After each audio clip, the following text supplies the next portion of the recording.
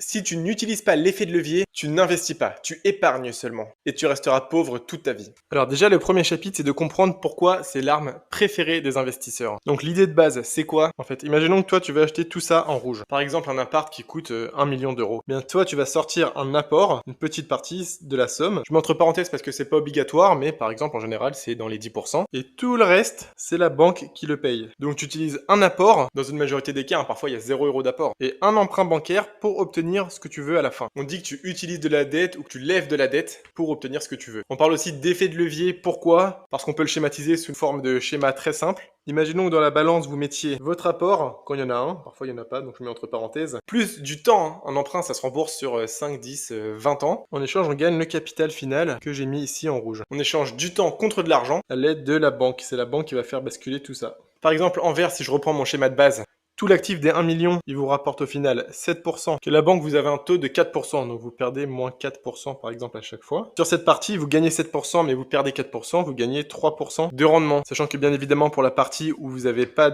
d'emprunt bancaire, ici on touche directement les 7%. On rembourse personne.